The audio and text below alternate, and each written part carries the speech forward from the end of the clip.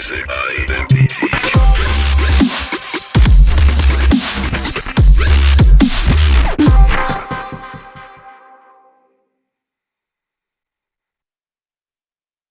Okay, so let's get started here with part 2 of the Getting Started with FL Studio video series.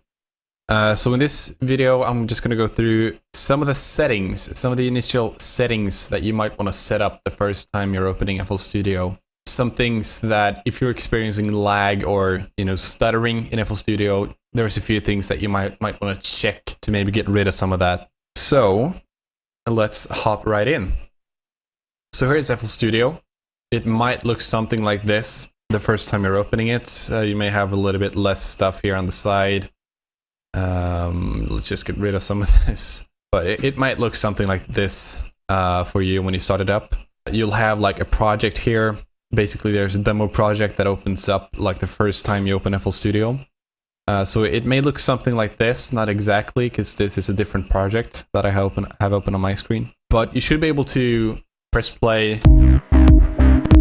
and get some audio out of that. There's, if you have a demo project open, if you have things on your screen like this, you should be able to press play and hear some music there. But there may be some lag for you. So let's go through the different settings. So what I do is, if you look up to your left here, up in the very upper left corner, there's a few things like file, edit, add, patterns.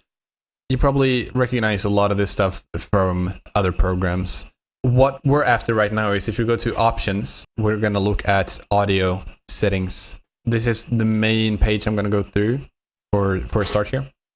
So it'll probably look something like this for you. The main thing we want to keep an eye on is this buffer length, which is basically delay. So if you imagine, for example, when I play my MIDI keyboard here, basically I press a button and it takes 93 milliseconds before I actually hear audio coming out of my speakers or my headphones. So there's a bit of delay, and this buffer length basically decides the amount of delay. Now, what we also want to look at is the underruns. So there's a text here that says underruns. You'll notice if I lower the delay or the buffer length here, you'll see the underruns start coming in. And if we listen to the audio when the underruns are going, you'll hear what kind of noise it makes when the setting is too low.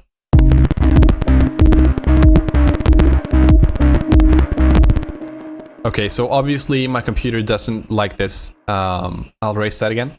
And so basically, the higher you go on this setting, the less lag you'll get, but also the more delay you'll get. So it'll be a little harder to work with it maybe, but you'll get rid of some of the delay, or some of the lag, so you can listen to the music as it should be. So that's that.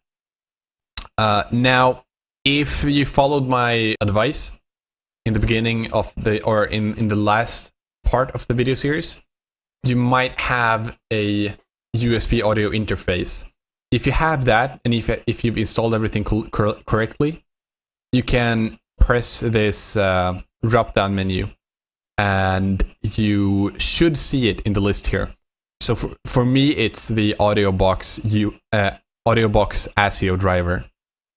I'm going to choose that, and you'll see I have 512 buffer length, so 12 milliseconds compared to 4,000 buffer length before this. So a big advantage with having one of these audio interfaces is you'll have a lot less delay and still avoid the lag that comes with less delay. So you'll hear this works perfectly. Before I couldn't go below 2,000. Now I'm running at 512. I can probably half this and still work fine with it. So that's a big advantage with having a USB audio interface. So that's the main part of the settings here that you want to keep an eye on. And also, if you have a multi-core CPU, you want to make sure that multi-threaded generator processing and multi-threaded mixer processing is enabled here. And so that will help as well with some potential lag. But this will only work if you have a multi-core processor.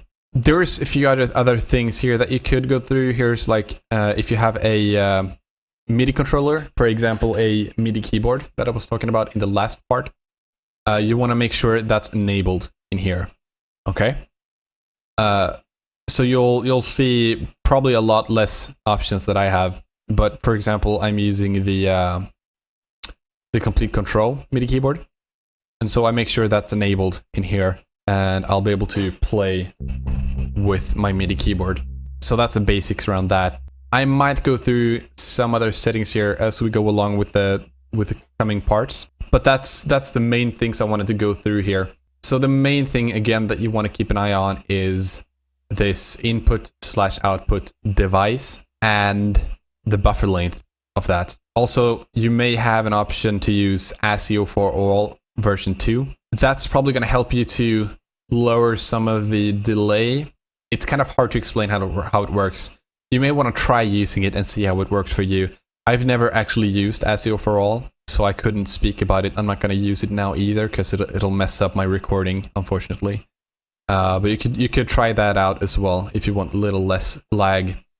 If you don't have an audio interface. So that's it for that part. That all I wanted to go through is, you know, the basic settings, how to get everything started. Again, you'll have a project probably open here if it's the first time you're starting FL Studio, so you can take a listen to that and, you know, just, you know, it's basically made as an example of what you can do in FL Studio.